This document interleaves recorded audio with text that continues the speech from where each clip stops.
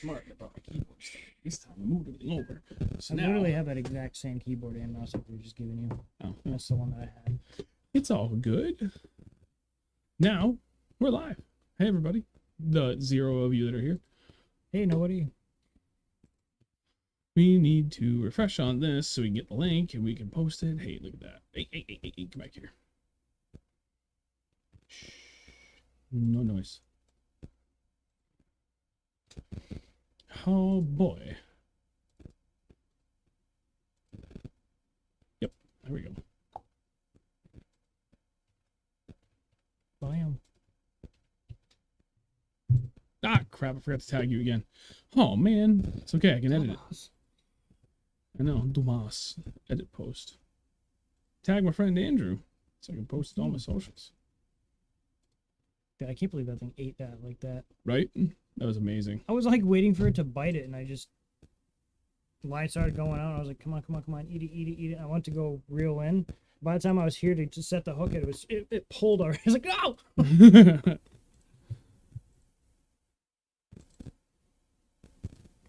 What else we got here? Hey, Kotu, what's going on, buddy? Give me a moment as I post all the links for the stream so people know to join us. Formatting on this TV that I use for third monitor is extra weird. Ah, what I click? Oh, crap. I don't know what that is, but it's all good. Everything's fine. Everything's fine.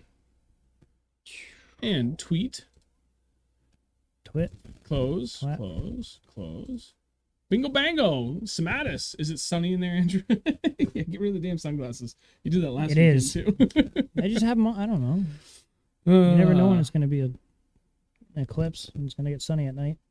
Here we go. David, how's it going, buddy? Oh, both Davids. David Toll. I hope I said your last name correct. David Richardson. Hey, buddy. Glad you could join us. Oh, David Roy messaging me. Get it together, bud.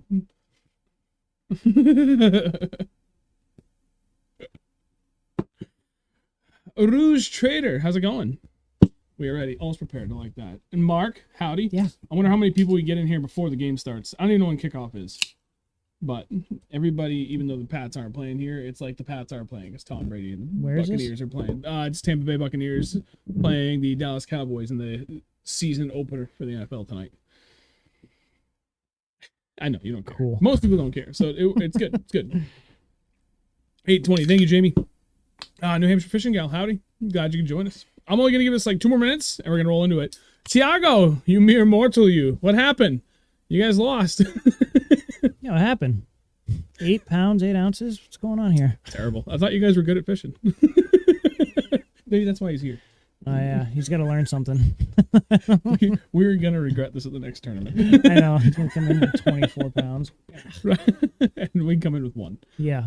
1 fish. Right. At 1 pound. That'd be great. What the? Hello? That's child. Hi. What's up? Stream started. Sorry, what's up? Come on in. Make it quick.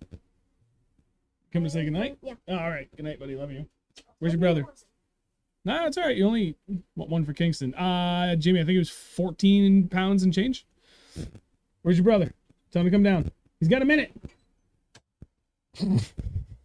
Family. Oh. Is he right there? Hi, buddy. Come here. There he is. Come say goodnight. Scarface. Good night. What happened? Love you. Uh-oh.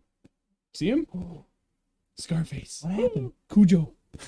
Harry just scratched me. He got scratched by the puppy. Oh, did he? Yeah, good cut. Jeez. Love you too, buddy. See ya. All right. Wow, not bad for that dump. All right. We're ready to rock. So let's get into it. Tonight, we're going to talk about the fall transition. But before we do that, of course, we need to recap last weekend. I don't actually think we recapped the previous weekend, the last 2 times we did these streams. Where were we? Well, last weekend we had a guest, so we kind of rolled into it because I knew there was going to be a lengthy one. And then the week before we had another guest. We had 2 guests. It was Steve and then Dennis. Oh, yeah. So we didn't really get a chance to kind of recap what we had done the previous fishing trip or what we plan to do this weekend. So it'd be a good time to get back to it.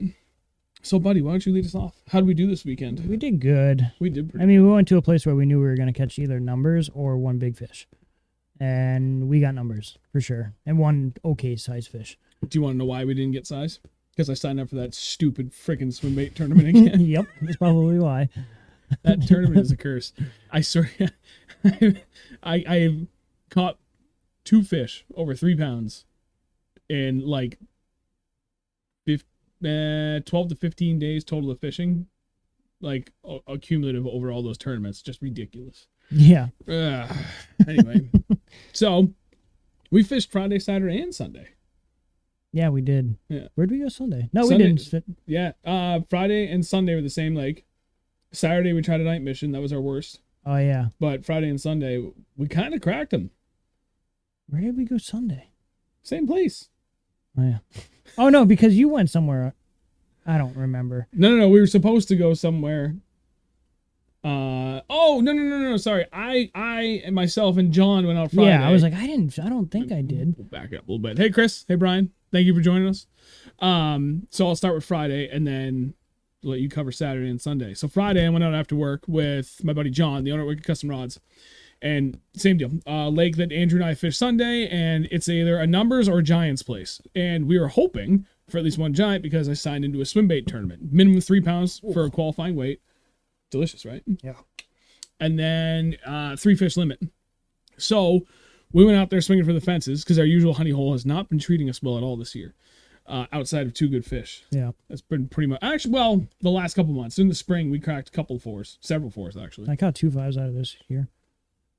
Okay, forget everything I said. The last 2 months. It's all sucked, though. After all those 3 or 4 nice fish, it sucked. Yeah, like the last 2.5 months. Yeah. Yeah, maybe 3. It's been a while. So anyway, we went out and figured, okay, there's a couple high probability areas, right? And for those that watched the stream last weekend, you remember that when we had Dennis on, we were talking about like what's our next step for areas that we want to fish, and submerged points or just points in general was key for all of us. Spot on. Yep. I mean, absolutely spot on. And then some kind of offshore rock piles was also the jam, but those were basically just either really close to or in between all those points. And they were all rocks. There's some vegetation on them. And there was no die-off from the vegetation out there yet that we could see. But they were just, the water temp had dropped several degrees and everything was starting to push up. We followed suit. I definitely tried a big bait only after I cracked a bunch of fish in the face of the jig. I don't know what it was about that jig that they were so honed in on, but oh my God. I was fishing my usual jig rod, which is an insanely sensitive rod, but still straight fluoro, right? It's not going to be as sensitive as braid. And I missed like the first handful of fish. And then I finally was paying attention to my line and like trying to keep the tension just right. So it's still falling straight down, but I could see if it jumped. Sure shit, it jumps, set the hook, miss it because I still wasn't fast enough. And that's with an 8:3-to-1 ratio reel. Switched over to my backup jig rod, which is braid to 15-pound leader, and I didn't miss a single fish after that. And I was cracking every single one in the fall. I think almost every fish, maybe not every single one, almost every single one was biting it before it even hit the bottom. They were super aggressive, but only in and around those rocks.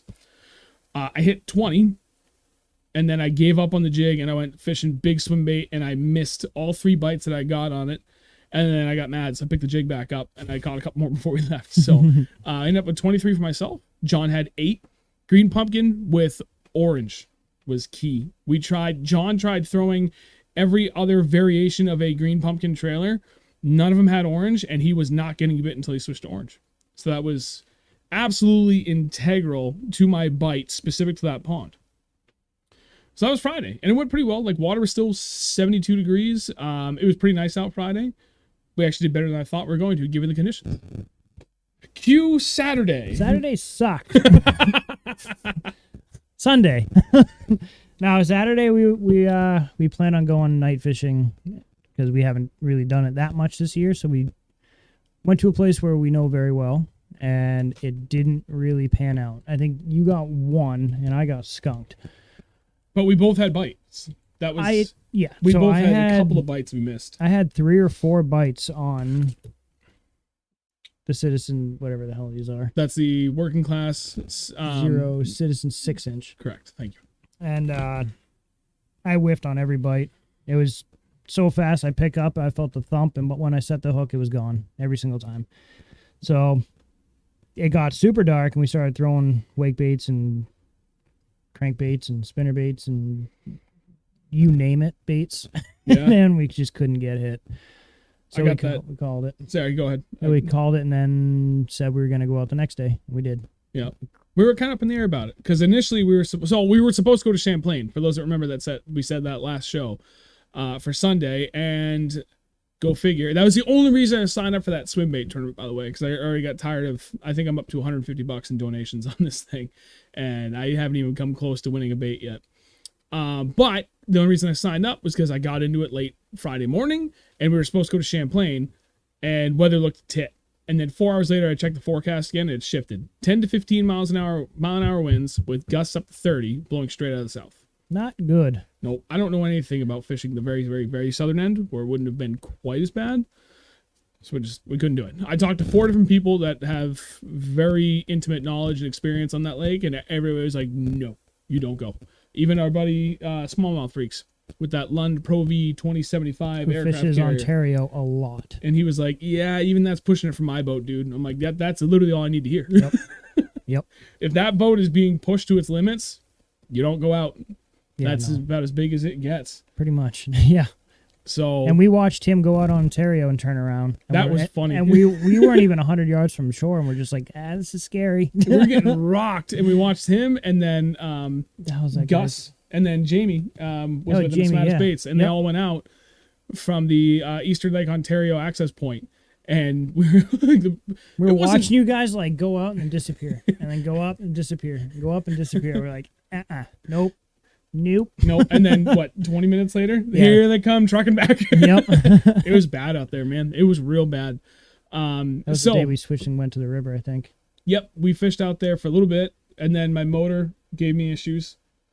I caught that 4.9. Somewhat seasick. Yep, and then I got real seasick. Yeah. We had and to take a then break for an hour, and then we went back to the river. Yeah. But Anyway, Yeah. Sunday, we decided to go out after sleeping in, which was very after key. sleeping in, which was good. I don't even think we didn't get out there until 1. Almost, I think we left my house at about 1:45. We got a really late start. So we got out late, but it was nice. But we must have hit it perfect because we cracked them. I think it was, we didn't even leave pretty much, we were probably 100 yards, 150 yards from the launch for about 30 minutes, and we already had 30 fish on the boat. Yep. Although, like 16 of those were his to my 4, because I was still in the swim bait tournament, and I wasn't sure that I was fishing Monday. I was hoping to, but I also knew I was kind of pushing my luck because I already fished 3 days straight. And I really wanted to spend time with the family, so I swung for the fences right at the bat. I was throwing a big jig, big swim bait, spinner bait.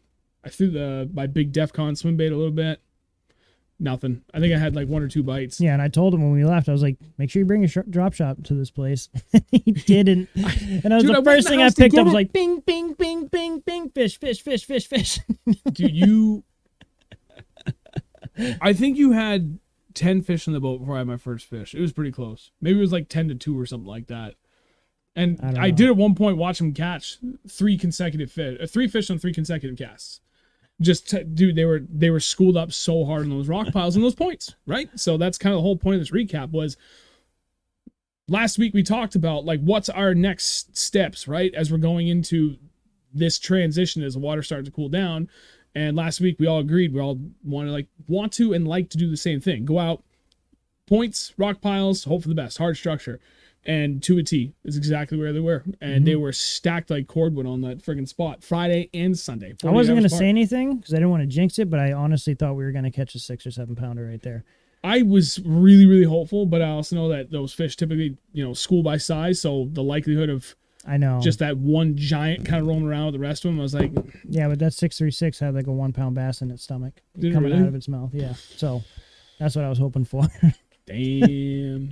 But it didn't pan out for the No. big fish. But we got 40 fish on the boat that day. Yep. You got to 18 and then you put everything down and you went strictly swim bait on that Yep. Citizen 6-inch again. Not that. No. That was the new one, the CHR CH something. swim baits. from It's- a dude I found on Instagram randomly. It's practically the same thing as it's just a big soft-bodied swim bait. It's like a 6-inch swim bait, just like this. And I was fishing like a jig, tossed it in the lily pad and just letting it sit. And fish came up and nabbed it. I think that's it. Is that the thumbnail for this video? Yep. CHR.swimbaits on Instagram. And it's a 5 3/4 inch soft body swim bait. Thing's Yeah, awesome. so a little smaller than that, but thing's Barely. sweet. Yeah, thing's I- sweet. I'd almost say it's actually taller from like back to belly. I don't. It's close. Maybe it might be. Thing looks sexy though. Yeah. Color is mint on it too. Yeah, it's like a green pumpkin with like this like iridescent purple in it. Yeah. It's If pretty cool. well, if it wasn't pouring outside, I would have absolutely went and got it. Backing up to the chat a little bit, Rouge Trader did 3 days on Champlain, June 15th to 20th, and 30 mile gust. We caught him, but it was tough. I bet.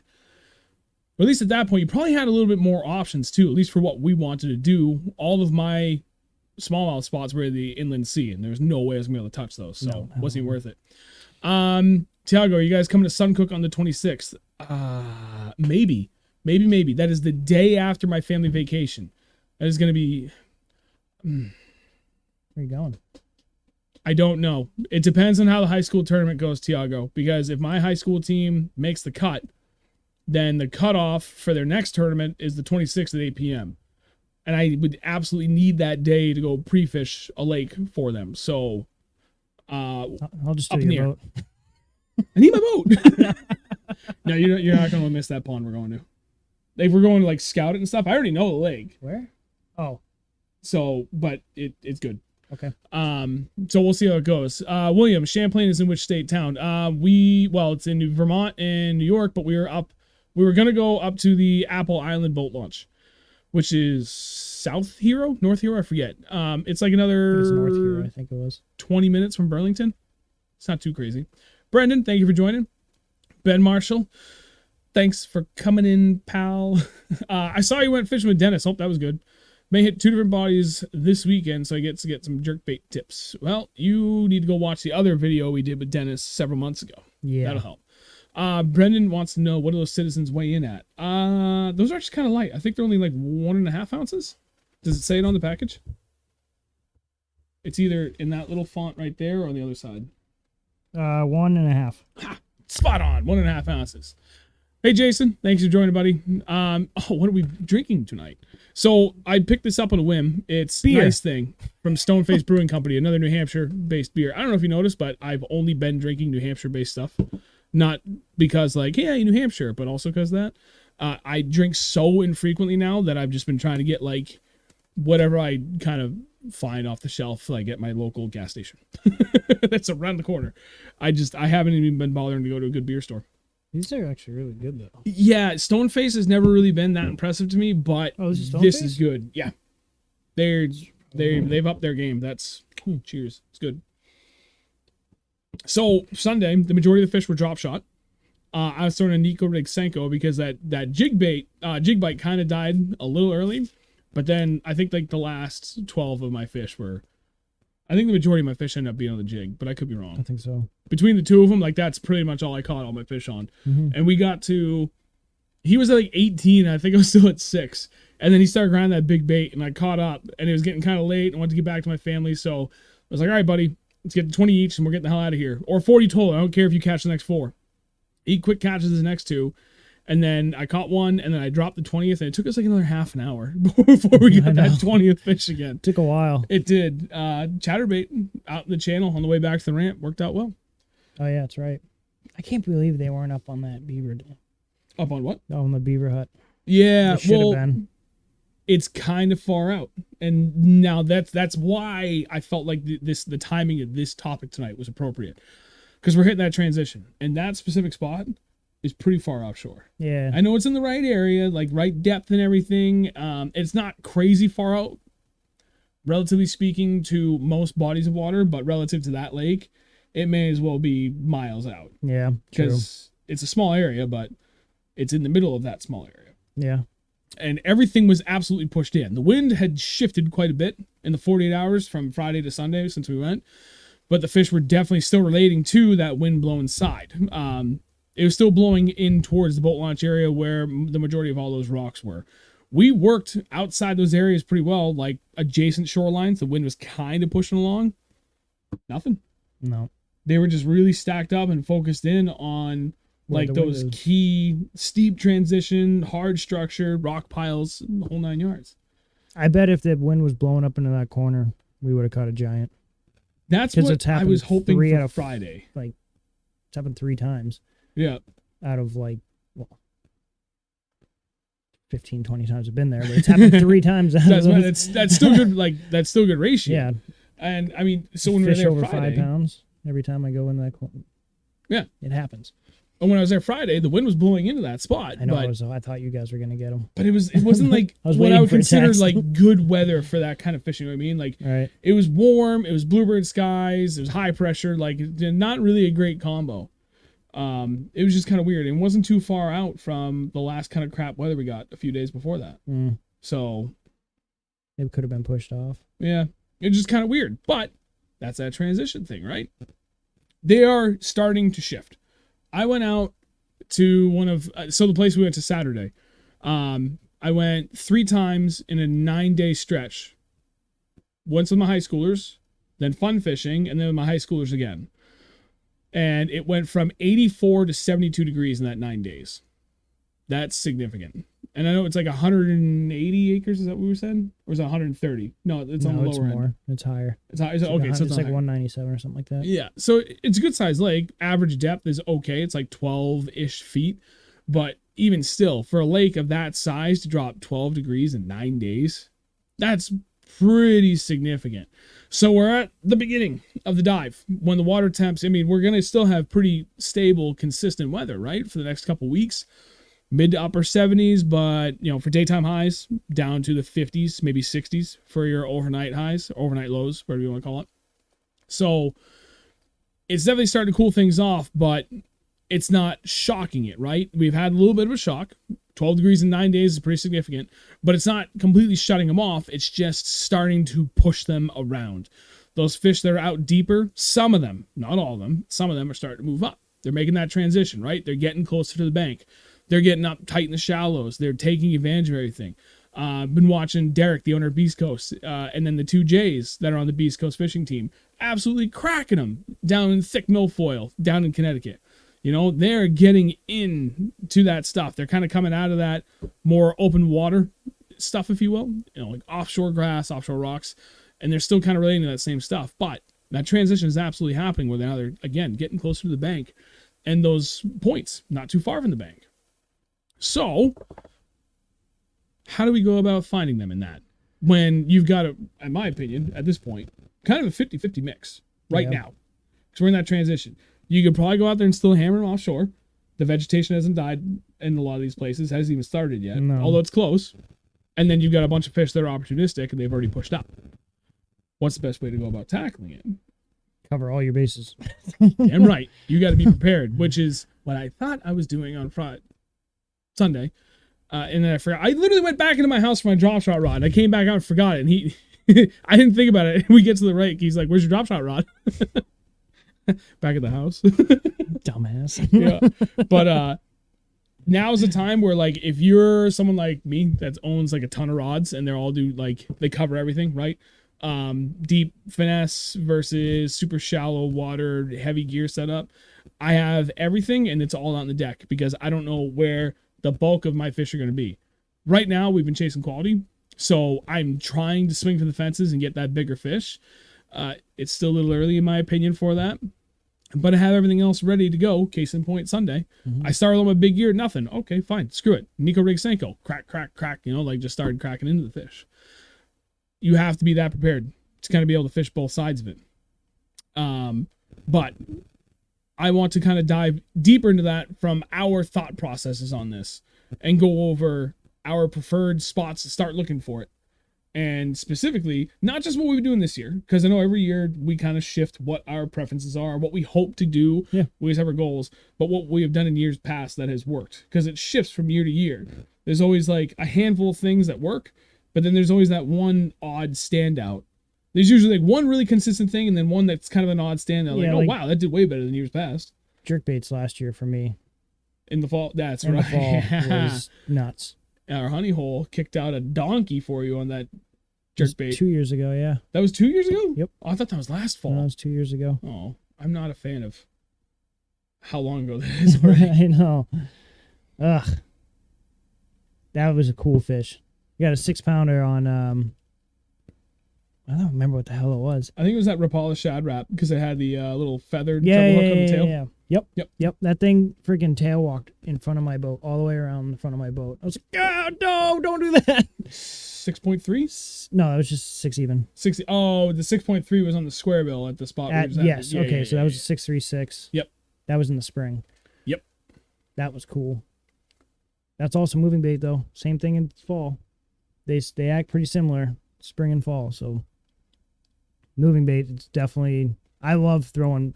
I start throwing moving baits more in the fall than any other time of the year. Well, besides the spring. But Yep.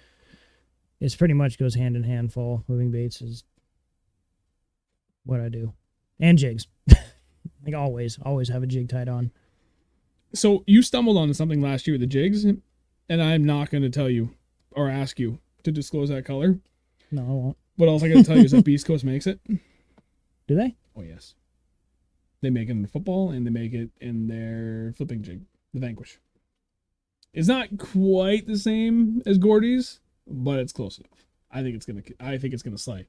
So, but how integral was it to go with a wildly different color during this transition? Wait, when was that? What color was that? And point to something. Oh. Huh? The thing we use to look through the water. What was I throwing? Gordy's fucking jig. Oh yeah. Stony baloney. Jeez. Sorry. But you got onto it. Like, it was just that color. Remember when we went to that friggin' The stump place. Yep. Yeah. And like, I'm throwing black and blue, I'm throwing black and brown, I'm throwing green and brown, and nothing. And he throws on this stupid wild looking color. Freaking I'm not gonna let. 4, I'm not gonna share. 3 3/4, 3.5. I'm not gonna share. It. I can't. It's a jig though. It It was was. a jig. You still got bit though, didn't you? I got bit, but I think I caught a dink. I think it was like a 2 something, to be honest. But that was it. I got the 1, and you caught 3 quality fish. Just It was. keep an eye out on the crayfish. That's all I have to say. We've said all year long, and it bears repeating every single time because I cannot hammer this point home hard enough. Color is everything. Mm-hmm. Most of the time, especially now in the fall when your fish kind of changing colors to an extent. I think that's my theory. I don't have anything to substantiate that though, so take it with a grain of salt. However, things like your critters, bottom feeders, those absolutely change colors. Mm-hmm. Big time. Drastic changes in their coloring. And where they're going, their level of activity and everything, like, it all changes drastically. So there's a reason why him and I fish jigs hard this time of the year. Those crayfish become much more active again, and they kind of just end up, I don't know what it is, if they're just moving into the right depths that better match where the largemouth want to be, or if they're just crazy active. I don't know. I just know that a crawfish imitating rig of some kind is always good anyway, most of the year, but especially now in the fall. If you want to catch a giant and you've been thinking about getting into jig fishing, now's the time. Shouldn't even think about it. Just do it. Yep. And honestly, one of the things I've been thinking about is that giant 7-inch craw that Jamie makes at Sonata's Baits. Still have them. He has somewhere. one. I don't know where the hell I that put 'em, but- color. My kid has one that he got from Jamie from the expo 2 years ago. I know. I have a whole freaking bag of them. You're gonna find it. I know. I wanted 'Cause- to fish the river with it. It's not too big. You look at it like it's a 7. Jamie, I hope you're still here. Is it like a 7-inch or It's 7.5 freaking inch? I big. can't remember. It's huge, but I've literally personally seen. Just cut my nose. Nice job. Why? Yeah, a little bit. There's a zit or something, or No, unless that was that's- your fingernail. No, that's from my dropping my torque wrench on my face. Oh yeah. Drop the tool in his face. It is a giant craw. Easy. Sorry. Tool in But- his face. We need to get through this. Yes, I'm sorry. Giant craw. But he makes it in the right colors. Yeah, he does. They're going from like that darker color to kind of back to that vibrant color. Although they've certainly had that more vibrant color in them too. So mix it up a little bit. If you ever thought about throwing out a trap to start trapping your own bait, not even to like keep them and use them, but just to gather information, now's the time. Yeah, man, like I'm having a hard time with this because I want to help you guys and give you as much information as we can, but we've worked very hard to find these kind of specific colors and hone in on like these finer details. So there's only so much I'm willing to go to say, but color is key, way more so now than it ever has been. We put our time in for the work to find out what works. Yep. We're leading you in the right direction. Yes, we Go are. set a trap out and find out what the crayfish in your local ponds look like. I have 2 traps. I'm ready to start rigging them. I just got to remember to buy a freaking can of dog food when we go out. I've got the buoys and everything. I got my little ID tags on them, the whole 9 yards. We're ready to rock. So, all right. So you said for your preferred techniques, jig and moving baits, which so in the past has been a jerk bait. Anything else? Jerk bait, square bill. What size square bill? Is it the standard size, we'll call it, like the 1.5, or like the bigger body, I 2.5 still use, inch? I mean, I will go for the bigger one, but I just, like, this is the bigger one. I showed you guys last week that color that I use for smallmouth, and it's this color. But I usually still go for the smaller profile, which I kind of want to pick up one of these bigger ones, though, and try it this fall. I love those. The bigger ones to me like that, I love them Is even it better. silent? No, They it's make not. silent ones, but that's a rattling one. Silent one.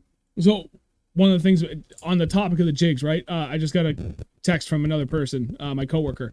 What trailer and what rate of fall? Trailer,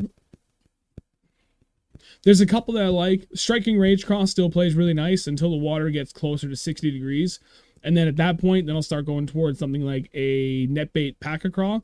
Something like that where it's still got good action on the fall, but then when it stands there, they still stand straight out protruding.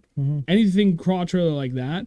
But I'm also still throwing a 1/2 ounce jig at this point, and I will start trending my way heavier towards it. I think next week we have a guest on. The whole stream is going to be dedicated 100% to jig fishing, and anything kind of around that. Mike Zampese. That's cool. Dude's a jig fishing master. Yeah. But I like the 1/2 ounce because I'm still kind of going for that reactionary bite while they're becoming more aggressive. So I want that faster rate with something a little bit bigger, 3.5 to 4.5 inch jig trailer. I want to stick up pretty big, a traditional jig, so I've got the biggest skirt possible, so it's a nice big solid presentation. And I want it to not quite rocket past them like a 3/4 ounce would, but a 1/2 ounce, that great mid ground where it's going to fall pretty fast, but not like rocket down to the bottom. And then from there, I'm working it more aggressively. Like typically when I fish a jig, I kind of shake my wrist on semi-tight line, and I'm just trying to kind of get it to shimmy across the bottom. Now I'm kind of doing this. Like I'm kind of snapping my wrist, but not snapping it. I'm not using my elbow. I'm still just in the wrist, but I'm trying to get it to kind of hop along. I don't know, upwards of 6 inches, maybe a foot sometimes if I'm feeling like really aggressive. If I get hung up on a rock, I'll pop it up and over. Like now is the best time for that. So 1/2 ounce with a 3.5 inch, 3.5 inch to 4.5 inch trailer is kind of my jam right now. And I'll mix it up from there, but mostly I can get away with that. I'll either just change the style, like if I'm getting away from vegetation, football jig, if I'm near any vegetation, and Arky style head, where it's kind of that jack of all trades head, works well around rock and vegetation. That's the plan. Yeah. No, summer jig fishing, I like to kind of match the size of the trailer to the skirt. So if the skirt obviously the skirt comes down, but I don't want those claws to be sticking way out. I want them to be tucked into the skirt a little bit almost. Like, so when the skirt comes down, just the claws are sticking out. But in fall, I don't mind having that bigger presentation, having the full trailer uncut, not just out of the bag, all on, because it's just a bigger presentation, and they'll see it and they're hungry. They're starting to feed now for winter, so they're not afraid to eat a bigger bait right now. That's what I like to do. Yeah. Those are my go-tos. Oh yeah. Backing up to the chat. Tom, sorry if I didn't say hi yet. How's it going? Brendan, toxic bug is definitely good, but not the one we're talking about. But yes, throw it. Sir Altitude, wet or dry dog food works, same as cat food. Throw that in a minnow trap and see what you get. That was my plan. From what I've read, the cheapest dog food you can get, ideally, if you get a can of wet dog food or cat food, and just pop like 3 or 4 holes in it. That's just enough to kind of let the juices and everything, and then the meat. The meat in the inside there. Just throw bread in there too. Yeah, that's true. I figured the can of cat food or whatever is much easier. Like literally just pop 3 holes in it, throw it in, bang it around all hell that you want. It's not going anywhere. Yeah. It'll probably last you almost a full day. But even as all the juices dissipate, like the meat itself is going to be saturated and still kind of dispersing stuff. Yep. And then I don't know. That was kind of my plan. Hey Dan, thanks for joining, dude. We should do it tomorrow. Yes, we should. Just for like an hour or two. See what happens. I keep meaning, like, the whole plan is to throw one right down at the ramp, because it's literally the first thing you do. Like, as we're loading up, I'll grab the thing, throw it in, launch it out, and then we'll finish loading up. And then when we come back in, literally the last thing we'll do before we load out, or actually as soon as we hit the ramp, so I can like let it dry out, Right. pick it back up, what's in there. But I don't know if the craw, well, I guess it depends where we set it up. But then set the other one up like in the key areas that we want to fish. Like, go fish it, I know we should. and then drop know the we should set basket it up. after the fact. I know where we should set it up. The first rock pile on the right. Yeah. Right in the middle of that. Yeah, maybe we'll go there. I wasn't thinking that place. I'm just saying, like, if No, we but do yeah. go to bait that place, that's where we should do it. Yep. Yeah, it'd be a great place for it. Cam, no, I've actually never trimmed my jig skirts ever. Skirts? Hell no. I don't. I've never never seen a need to do it. If I feel like I need to trim it for any reason, I just throw a different style jig, which is why I love what Beast Coast has done recently so much, where they've got that little Magnum, which it's technically, well, it's advertised as a finesse, like, punching jig, right? It's the whole weight is in the head, so when it falls head first. And it's meant for fishing around like heavier, thicker vegetation. But I proved this weekend that thing works just as well as a football jig in and around the rocks. Like, it climbs through really, really nicely. I was actually surprised how well the thing worked. So if I feel like I need to trim things up a little bit, go to a more finesse presentation, but still present a skirt, the Hustler is also a great, oh yeah, it's that time. A great jig. Or now the little Magnum that he just added is another phenomenal jig that, you know, now I don't have to butcher any jigs. I can just have my whole lineup. And I mean, how many plain old boxes of jigs, just jigs, do I have now? An embarrassing amount. I don't know. Just kidding. I love it. Altitude did say bread floats though, and then they will sit outside the trap instead of going inside. Oh, True. interesting. I Didn't guess think you're about that. What if you put bread in like a water bottle that has a bunch of holes in it? Oh, Pack that shit. Or just buy now cat you're food. thinking. Yeah, I'll just buy cat food. I'm too lazy to do all that fancy stuff. Yeah, Brian, that's the thing. I've actually, thing is, like, I've got a couple of ponds nearby that I can just, you know, drive 5 minutes down the road to, set them up and come back, but I don't know how far away from the shore I can get them. And I'm really interested in setting them up in the ponds that I'm fishing, because I want not just the intel of what colors the crawfish are, because kettle ponds are pretty similar, but I also want to know, like, size and color of bait fish that are kind of predominantly hanging around the shoreline, because we still got a few night fishing trips left in us, like tomorrow, for example. So I'm gonna set one up tomorrow. I'm gonna remember it. I'm gonna throw them in the truck. I gotta set a reminder for myself first thing in the morning. And then Captain Whackpacker, going to Winnie tomorrow is nuts. 20-mile-an-hour winds out of the northwest. My buddy's gonna be there too. Dude, be careful. Good luck. Sir Altitude actually responded to you. Yes, do that, man. Set up a 2 liter of bread inside and some rocks inside a hole. Yeah, that'll work, man. I guess. Wheat bread, white bread, Wonder bread, Bread? sourdough bread. Sourdough would actually probably work That'd really probably well, work 'cause that's like really good. really durable bread. That's delicious bread. I'd just be eating it the whole time. Where's the bread? I ate it. That would be funny. Set it for, I'm trying to remember, 6 a.m., baby. Tomorrow? Yeah, Jeez. that's when I'm up. All right, I got a reminder. I'm not going to forget my traps tomorrow. All right.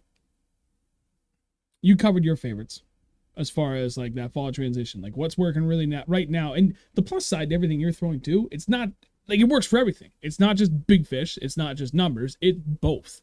Yeah. Depending on. Yeah, because you could crack like a bunch of 1 pounders and then catch a 5 pounder randomly into that. Yep. It happens. It happens all the time. We did it 2 weeks ago Where? at that spot with Eric. Oh yeah. I mean, we didn't catch a ton of fish, but it was a solid mix of like Yeah. everything else that we didn't catch. I caught the 5 pound 9 ounce. You got the 4 pound 5 ounce, and then everything else was like 2s. Yeah, pretty much. You know, and it was all jigs and swim bait. That So place is sick. yeah, Yeah, I'm it's really looking forward to weird, going though. back there. It's weird. I bet that place is on fire right now. Probably out deep. Yeah, or just pushed up on that bank a little bit because everything was at the bottom and out a little bit. David, what are you sending me? Poor David. All right, so go ahead, take that. I'll read. I'm with Andrew on this as far as what my favorite baits are for this time of the year, right? We're fishing the transition. Bait fish are becoming more active. Everything's pushing not necessarily up onto the bank, but closer to it. The crawfish are either getting more active or easier to find, whatever. The bass are moving back into where the crawfish like to be more often. I don't know. I just know that like right now, crawfish imitation is killer. So I'm going kind of a threefold approach. Jig, as always, everybody knows my love for jigs. I have one tied on all year long, ice out to ice in. And now I'm starting to play with my color combinations a little bit. The crawfish are molting. You know, green pumpkin brown has always been like really good in the summer with some orange mixed in. Now they're kind of going back towards that. They're eventually working their way back towards a darker color as they will molt and continue to molt. But there are transitions between that kind of muddy brown, green pumpkin color to like that like darker, like dark brown, almost black color. So bear that in mind. Other bait fish are moving up and in. So green pumpkin still continues to be good. Just because it looks like a craw doesn't necessarily mean it's imitating a craw, but it also matches the size of the bait fish that they could be eating. So also bear that in mind. T-rig is kind of my other end of it. Senko, now Nico rig Senko specifically. As much as I know people like to knock it, and I don't like to throw it myself that much, it's just another different kind of subtler presentation that still, it works both. Depending on the size of the nail weight you put in, it works both. The whole spectrum of the water column. A 3/32 ounce nail weight is not going to make it fall quite that fast, so they can easily track on the way down, and they may even hit it when they get, on the way down. But then when it hits the bottom, it's still going to stand straight up and down. Mm-hmm. And you can just work it fast. You can snap it. You can just kind of shake it along the bottom, whatever. It covers all your bases in one presentation. And then a weightless Texas rig fluke for the edges of the vegetation as they're starting to kind of die off. Like the fish are moving in and out from this as we're having this transition happen. So, and as more than anything, the water temperature is starting to shift back to a more agreeable temperature for them. So I want something that I can work, both seamlessly through all that vegetation, slow and fast. We covered it a lot last week. To reiterate that point again, it's something that I can fish like a Senko, bomb it in, just kill it, and let it sink down and do its thing, but then work it like a jerkbait back out of there. And if there's something on the edges, I can usually get that reactionary strike. So there's that. And then on a roll nod to the drop shot. Now everything's kind of starting to get away from that suspended attack, especially with the smallmouth, and working towards bottom structure and hard structure in that same depth. So you still gotta go deep, and you still gotta throw something that's smelty for a lot of these glacial lakes where smelt is really prevalent. And I just found this to be still definitely true with my team during practice on Tuesday, but now they're like on the structure versus just roaming over nothing. You're still gonna get stuff roaming over nothing, but now you can like kind of more confidently go about finding like those humps and those deeper rock points and rock piles, the whole 9 yards, that are in like that 30-ish, 20 to 30 foot range. So those are all the things I'm like doing right now. To reiterate, jig, Texas rig, fluke, Nico rig, Senko, and drop shot. And those have always been my go-tos, and they kind of rotate out for who's really effective. Yeah. Last year, the drop shot was killing it. Absolutely killing it. Yeah. Color was key again. Color was absolutely freaking key. Yeah, it always is. I feel like drop shot always has to be. It's always color, a drop shot. Big time. Always. And especially right now, that Z-Man, and I'm okay with dropping this, that Z-Man has been like really integral for this time. Mm-hmm. Because slightly longer tag, I'm usually in like the 8 to 10 inch range, but now I'm fishing at like 12 to 14. So it's not a huge difference, but it's just enough. And then that Z-Man floats. So I literally every fish I caught the other day with my team for practicing, dead sticking. Bomb it. Although granted it was Proud of you. it was Beast Coast Magic Flick. But I had my kids set up with the Z-Man because that typically does better for me right now. And for me, I felt it was gonna be easy for the kids. You could literally just lay your line down, and with the setups that I gave them, that bait was still gonna float on its own. But for me with the Beast Coast, you have to hold itself up. But line slightly bowed, minimal tension, and just fish. Yeah. And they'd smoke it when they hit it, though. Don't underestimate how powerful it is doing literally nothing with a drop shot. We've said that how many times now? All the time. Big time. Big time, big time. So now let's assume that we're like in the heart of the transition. Now the water's like mid 60s, mid to upper 60s. What is your preferred pace? Are you finally now getting out of your comfort zone and fishing slow and starting to fish a little bit more aggressively? No. You're still going dead slow across Not the dead board? slow, but I mean, I'm still going slower. I mean, slower than a normal human, but I'm still picking apart everything the same way, but just a little quicker. And I'm throwing different baits in between, like a jerk bait, which you have to move. I mean, you can actually move a jerk bait very slow, but yeah, 30 seconds ish. Yeah. Okay. But yeah, fall, definitely going to be trying to crack that jerk bait in half. Just snap, pause. Snap, pause. But I'm not sitting there for 30 seconds like I would in the middle of the winter. Right. Or I'm not just pretty much straight retrieving it like I am in the middle of summer.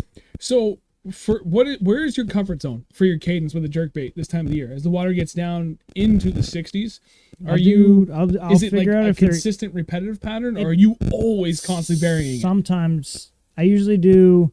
I figure out if they're going to want to hit it on either one jerk, two jerks, or three jerks. Sometimes it's four, but I'm usually crack.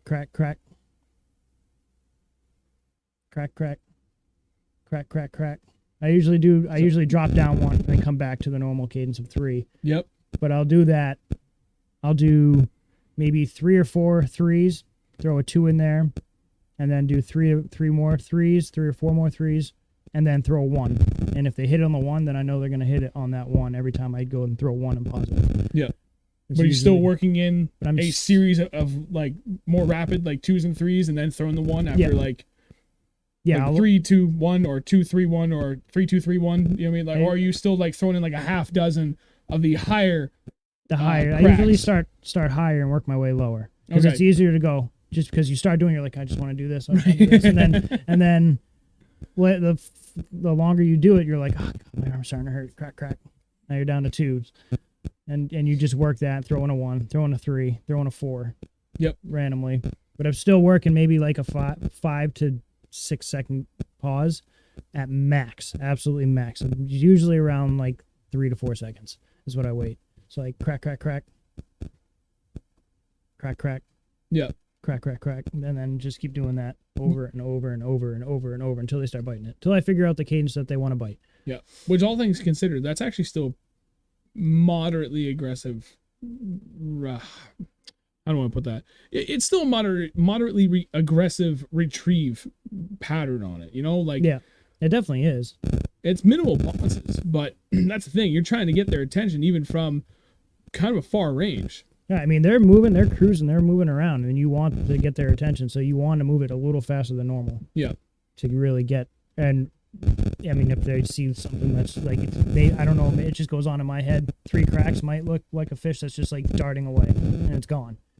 2 cracks, oh, he's still there. Right. But then he just kind doesn't of see like it. dying. Yeah. Yeah. And then 1 crack is like, oh shit, I'm gonna eat that thing. Back up to the chat really quick. Brian, no, not keep the bait fish and throw them for bait. Although We did it once, but we bought them for bait. we did, because there's a very, very, very specific spot on our way home from fishing open water. Yeah. So it didn't like. That was fun. It was fun. Although it might not be a bad idea for ice fishing. Well, no, because in the No, I'm not going to keep him. Bubba Baston. No, I'll not tell you the name of the lake. he said that in one of my Instagram posts recently. He's like, one of these days, I'm just waiting for when you slip up and drop the name of the lake you're fishing. Never Ain't gonna do happen. it. It's been a secret for a very long time. It's not gonna happen. So, continuing to expand on what it is you like to do most at this time of the year for that transition. So you said your jigs. We're not going to discuss color other than you got to do your own research, but oh my God, I promise you it's so worth it. When you hone in on those colors, it is all the difference in the world. But now really working towards kind of deeper into that fall transition, which really is only like 2 weeks away from upper 60-degree water temp, jerkbait becomes much more prevalent. So what are your top two patterns that you're willing to share? What colors? Not going to give you everything. Yeah. What are your two favorite patterns? Perch. Yep. And smelt. Damn right. Those are really the only two you need. I mean, up here, yeah, there's that maybe a bluegill. Bluegill I like, or the GP Pro Blue. Yeah. That for some reason that blue-backed jerkbait in dark water just works. And actually, we even kind of proved it. That was me again. Even kind of proved it again, even in clear water. It just works when the water starts to cool down. It does. And white, orange and black, blue and white.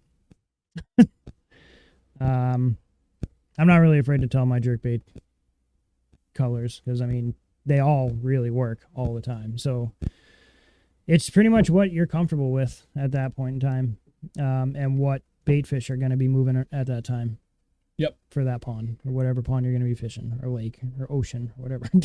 Perch started to become much more active, and that's like for years when I first started to learn to expand on what I was doing. I wasn't throwing a jerkbait, but I was starting to throw different diving crankbaits, all in perch pattern. And I cannot tell you how many fantastic days I had fishing any perch pattern bait, lipless, especially lipless now in the fall. Like, dude, if you want to work something fast that's also really effective, covering the whole water column, start buying your lipless crankbaits. Lipless or blade bait. Yep. I would say a 1/2 ounce lipless is going to be your best friend moving forward. Maybe even a 3/8. I don't think you need a 3/4 ounce because for the most part, I guess it depends on your style of fishing. For me, this time of the year, I'm fishing around what's left of that vegetation. So a 3/4 ounce tends to be a little bit too heavy. That 1/2 ounce is in that sweet spot where I can still work it aggressive and fast. Deeper diving crankbaits, like 8 to 10 foot perch pattern, has always been money for me. Anything that I can get to stay consistently about 2 feet over the top of any vegetation that's left, it just works killer for the largemouth. Smallmouth, I've really never had great success cranking for, so I cannot comment on that. But that's another thing as we're kind of moving in that transition. Like for me, jerkbaits are becoming more of a confidence thing, and I'm starting to kind of join Andrew in that. But I'll still circle back to crankbaits because that's where my confidence lies, because that's kind of where my grassroots were. Perch, smelt, anything kind of really bright, and then that blue. Those have been killer, absolutely killer for me. I've had actually pretty good luck. No, I don't even want to say it. I'm not going to say the color because it's literally the same color as that jig. Yeah. And I have a bunch of crankbaits in that color that I haven't thrown in years. And yeah. Oh yeah. It's going to, especially if we can deflect off anything, it's going to be killer. Yep. So those have been big. And by the way, guys, keep the comments coming. For those that are watching still, 1, thank you very much. Greatly appreciate it. 2, if you could take a moment, drop a like on the stream. I ask everybody that every week, multiple times, because it helps immensely. But yeah, if you have more questions, comments, hit them up. I know the football game started about half an hour ago, but still a lot over here, and I appreciate that. And more on that schedule next after we get through this point. Fishing's more important than football. Yes, it is. As much as I as much as I love football, fishing is still my number 1 priority. I can't even tell you. Well, literally every 1 o'clock football game I have missed, and even a lot of 4:30 football games, Pats or not. But hey, so I've been doing it for years, and look at me. I'm fine. Stupid sports ball. Stupid sports ball. That's great. No, Mark, that fire craw. You know, I'm gonna try it this fall and see how it goes, but that has absolutely been my spring color. No, Don, I will not say one of those crankbaits because I've only got a few left, and they're those Rapala DT4s, DT6s, and They don't even DT10s. make those things anymore, I don't do think they do. I'm not willing to give those up, not for any money. I love them. I still have my OG Rapala DT4 from like the last 10 years. they? Yeah, that perch colored one. And dude, it's like there's no clear coat left on it. I mean, it's still clear It coat. just looks matte. It's been chewed by so many fish. I might legitimately cry. I'm going to hold an official ceremony when that crankbait breaks. I'm going to bury whatever's left of it. I'm going to give it a Viking funeral. I'm going to craft a little stick boat. Send it out and burn it. We'll stream the event. No, I need somebody out there with bagpipes. Who plays One for bagpipes? me. Anybody play One bagpipes? for my friend, my DT4. We need somebody with bagpipes. That'd be awesome. Oh my god. I legitimately am going to do this. If that crankbait, whenever it dies, I'm going to hold a Viking funeral for whatever I come back with. Okay, I'm down. It's going to be great. I'll wear black. I always do. I should say, not hard for you. You retired one of your baits, hundreds of fish on it. You should figure out a way to replicate that color then, or to replicate that bait. I retired a couple of my baits. Just from Jerk baits overuse. and jerk baits that leak now, and they just hold water. You didn't retire it; it died. Well, it's retired, all right? It's getting old. It's leaking. Old things leak when they get old. I retired my dog. You mean the cripple that can't walk anymore? He retired himself. No. Ben said, I love the DT series, but I got to gain some confidence in it. Dude, just crank them. Like, they're so good. It's a different kind of wobble than a square bill, but I like them because they still deflect off of hard structure really, really nicely. And they're killer for getting down just over the top of vegetation. Like, to me, those have always run very tried and true to their depth. So if it's a 4-foot bait, it will run down to 4 feet and I run 10-pound straight fluoro when I'm throwing these. So take that for what it's worth. 6:3 to 1 ratio, 10-pound straight fluoro, and I get them right down to the depth that they need to be at for what they're advertised at. Tom said someone started playing bagpipes when I was on the water the other day. That's awesome. Go get him. Right? We're going to need him. I just called the town, be like, hey, so you just did the Labor Day parade. Who are all the bagpipe guys? Because I need to hire them for like 20 minutes. That'd be like $100. It would be totally worth it. Oh yeah. That Bring bait him on the has boat. earned it. Bring him on the boat. I want the actual like that like tight snare drum too.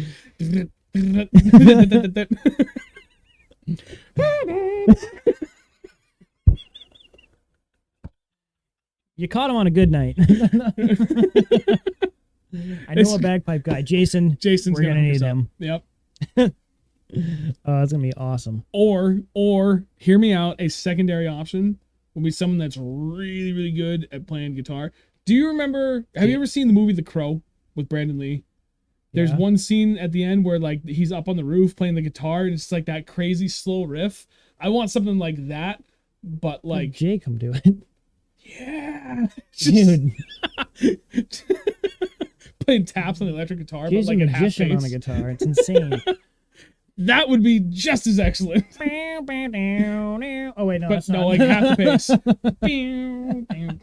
Yeah, whatever it is. Fishing stream style. It's fishing related. It's fishing related. Now, All right. we need to make this happen. I almost feel like I want to go break the bait just to make this happen. That thing's gonna last like 5 more years out of spite. Like, no, I'll break I it. refuse to die. Give it to me, and I'll just lose Just it. gonna slap it on the water one time. That's what those things are good for. Break the bill right off. I know because I did it to like 10 of them before I knew any better. Okay. All right. Anyway, we're talking about fall transition. So we've kind of covered our favorite baits, but we've really kind of honed in specifically on largemouth. Let's talk a little bit about smallmouth. I feel like this is easier Yeah.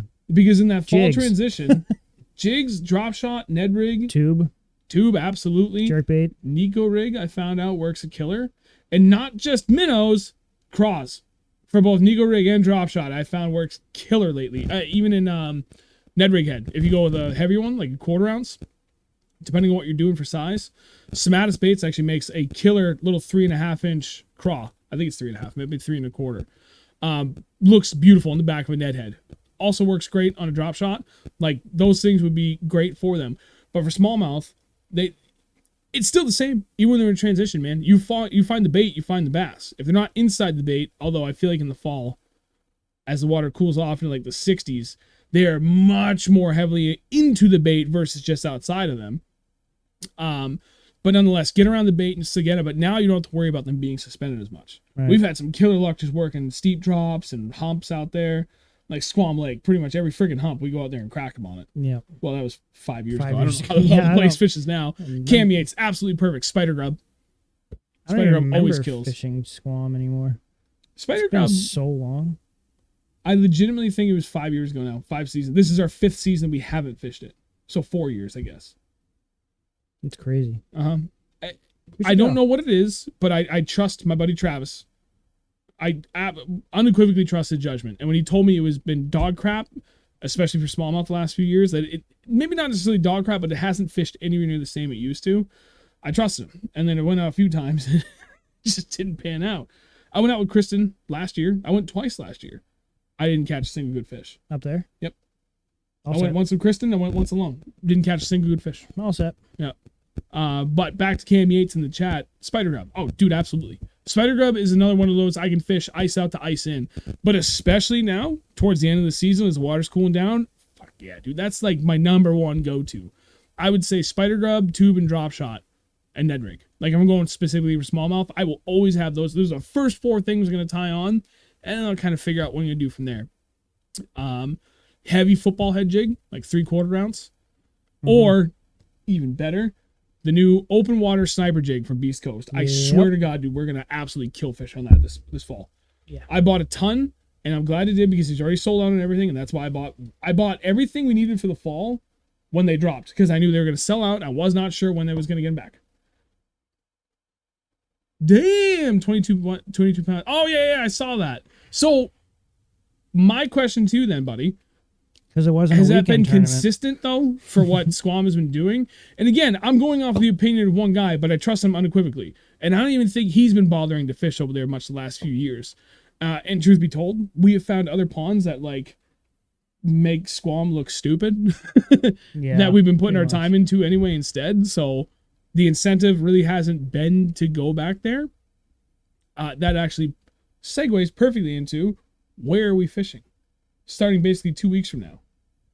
I can tell you right now, it's not New Hampshire. Where are we going, buddy? No, we're going west. Damn right. Why are we going west? 5 pound smallies Damn right. And giant largemouth out there too. and giant largemouth. Vermont stomps New Hampshire, which I almost feel bad saying because the whole premise of this channel is 603 bass fishing, right? We are focused on New Hampshire. Sorry, New Hampshire, but you suck compared to Vermont. You do. And Maine. And it's not even close. Like, it's not even remotely close. And It's wipe out because- Champlain. Don't even take that into consideration. You're talking about every other body of water still stomps all over New Hampshire. It's because everybody and their mother is fishing now. And they still all love trout fishing, so they can have it. We'll keep bass fishing all their trout ponds. Justin, are you watching? Is that why you just tagged me in a post on Facebook about a bass fishing rock star? Who is this? I don't know. I'll read the... Oh, Stray Casts. Oh, okay. He's the one that does it on Wednesdays. Well, sorry, buddy. We're going to have a little competition for timing there with Oh. streams. Great. But so where are you guys fishing? I want to know where you guys want to fish when it comes to the fall. Not specific bodies of water. I want to make that very clear. Are you honed in more on kettle ponds where you're kind of going for like higher probability, greater success? Or are you going up to like the bigger bodies of water where you really want to try and get into big smallmouth, which I know are kind of harder to come by in these smaller ponds in New Hampshire? And how many of you guys from New Hampshire are going to do bulkier fishing outside of New Hampshire? Like, I know plenty of guys that live and die by Champlain the last like 2 months of the year for good reason, because they go out there and they're like, yeah, we went and caught, I don't know, 84 pounders. Yeah, It's a bit of an right. exaggeration, but not by much. Canwood. Candlewood, we'll be back there. I won't tell you where we'll be in Vermont, but we'll be in Vermont.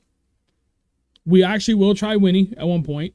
Oh, We'll take Dan out if he's interested. Dan. Damaris. Oh, yeah. Yeah. I do want to fish with him. Yep. If he's interested. No, he will be. I'm sure he will be. Yeah, Yeah, places like that. And then Candlewood is big on the list too, because that'll be like a great like end of December spot. Yep. Because we can fish that one in January, even when the water draws down. Just hope they don't draw it down as friggin' far as. Mark, do you know if they're gonna draw Candlewood down as far as they did last year? They probably do it every year. Well, they draw it down, but last year they drew it down, I think, like 3 or 4 feet lower than they normally do because they were trying to like kill off all the vegetation like that much harder. That's what Derek told me. I don't know how much truth there is to it, but Derek's pretty well like honed in on what's going on with that lake. Yeah, true. So I believe him. I don't know. So Thomas Gagnon said he's fishing more ponds. Jason says he's gonna be doing both each weekend. Must be nice to fish both days, Jason. Jerk. Mark does not know. All the waters are jacked up right now with the rain. Everything like way over level. I'm sure it is. Yeah. They got hammered in the last couple days. We were supposed to get hammered today. Oh wait, we did. We did. We did get quite a bit of rain. I forgot. Boat's hooked up, ready to rock for tomorrow though. I know. Way high. That's probably why all the vegetation's doing really well. I know that's definitely what's helping the vegetation on Winnipesaukee this year. It has flourished with the higher water levels, and it's been kicking out donkeys. Yeah. Like absolute giant largemouth left, right, and center all friggin' year. And that's just what I've seen in tournaments. I don't even know what people are doing just fun fishing. That place is probably absolutely on fire this year. It probably is, but I'm still don't want to waste my time on it. Yeah. I hate that place. So, sorry. It's a big lake. People got to figure it out. Warm rain today, too. That is very true. It actually was quite nice out today. Yeah, it wasn't bad. So No. they're probably going to be pushed right up to shore. Yeah, I'm feeling really good about tomorrow. Probably not where I want to go because that has current going through it. Kyle's favorite spot with the bridge. Yes. But he said he Ooh. was there last weekend. He said the water's still way too high and current was coming through there way too fast. So it really threw off like how he likes to fish it. And he was like, in my opinion, it fishes better when it's back to normal. So I'm going to give it a little bit. And with this influx of rain, again, probably shouldn't go there. We'll give it some thought after this. We got more things we got to do after this anyway. Travis, when are we fishing? Very soon. Let me get through the high school stuff. I promise we won't fish during the snowstorm. I have vacation time to burn. Yeah, we will. We're going to fish through a snowstorm. You kidding me? I've only done it once, and it was with Travis and then the owner of Empire Jerky, Dustin. Sorry. It was actually quite fun. We're doing it. Caught a bunch of friggin' pickerel. A couple of pickerel, I forget. Yeah. They were all over my jerkbait, pissing me off. Ben Marshall said, if my river wasn't filled with milfoil, I'd say you guys should swing down to my spot. There's been huge potential. I know last year we hooked to a nice 6 just messing around. I want to fish milfoil. Milfoil is the In a absolute river, jam right too? now, buddy. And it's a river. Why aren't you out there? Hey, Right now. Ben, let's talk, buddy. I want to hear about this milfoil spot. Wilson Kim, where do largemouth go in the fall? Find the bait, find the bass. I don't mean that cheeky, but like, Yeah. They're either eating Yeah, you crayfish or they're chomping down on bait fish. They're just trying to gorge right now. Well, not right now. In a couple weeks, they're going to really start doing it. But yep. once it starts to cool down, they're going to be chomping on anything that moves. So, And I would definitely say, to expand on that, focus in, in the water. as Jason said, in the water. Focus in on your high probability, like high potential areas, transitions, especially as the water gets closer to 60 degrees. As we get deeper into the fall here, get closer to those steep banks or like really nice, long, tapering, rocky points. Doesn't even have to be rocky, but those tend to be better as the vegetation starts to die off. Clear that guy. Damn. Oh, did it. Well, you had to say something. You ruined it. Those have always been really good for me. Fishing around the lily pads, like those bastards will last quite a while. And you'd be surprised how late into the year the largemouth will still relate to those. I can recall one specific event, and it's not the only one, so it's not like an outlier. But I was out in middle of November on a small kettle pond, 60 acres roughly. Average depth there is about 8 feet. It's tiny, and the water is already into the upper 40s. And I don't know what it was because I don't recall what the weather was leading up to it. But I ended up catching over 20 bass with 1 over 4 and several in the 3s. All in a jig in the lily pads up super shallow, which was fun. and all of a sudden getting an error message from YouTube saying it's not receiving enough video data to maintain smooth streaming. So please let me know if there's an issue on your end, what you guys are watching, because all of a sudden it started looking really good on our end, and now it's looking not so hot. I don't understand. Well, let us know how it looks. And yes, Justin, you're absolutely right. I haven't fished the river in the snow though. We've been not. We've seen it. We've been out there and seen it like out in the hills and stuff, but yeah, never really hit. We hit us kind of one time, but it wasn't bad. It was just like a little stuttering, super choppy. We'll keep talking. Well, I'll write it down.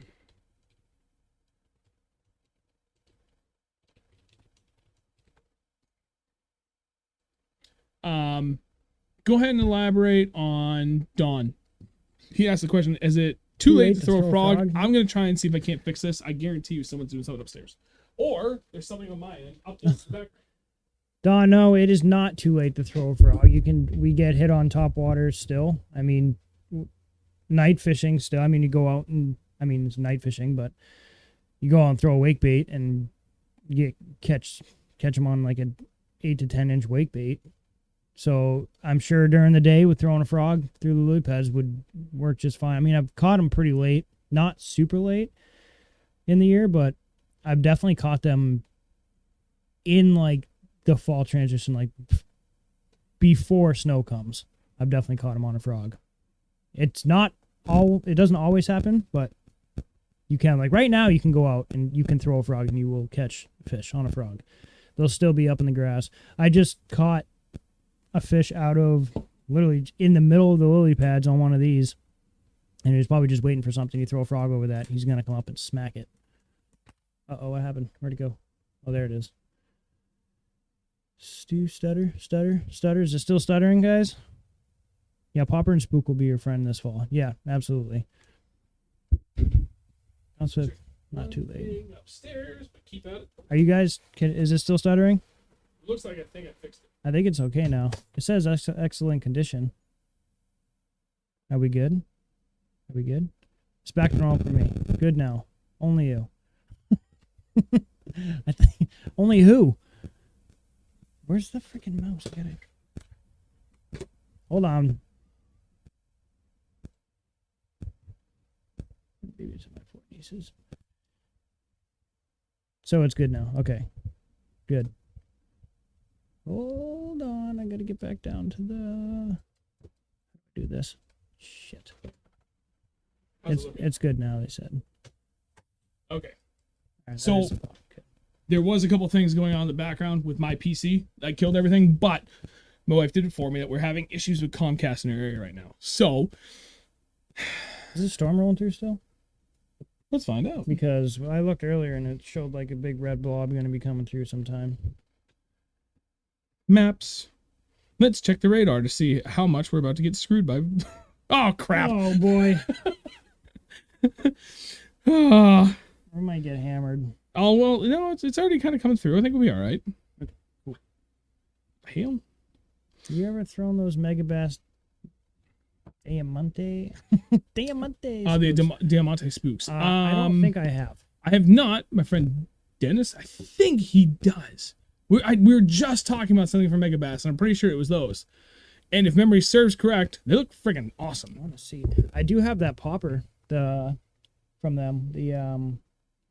Oh, I know what you're talking about, but I can't remember the name of it. I don't remember. You look that up. I want to back up a little bit and elaborate on, was it Don Swift that asked about Topwater? And then, yeah, Brendan said, Popper and Spook will be your best friends in the fall. Dude, a spook in the fall is killer, especially, I don't know if it's just the bait fish dying or if they're pushing up closer into there or whatever, but I have had some amazing days in the fall throwing a spook right over the top and working it aggressively too. I'm not working it slow.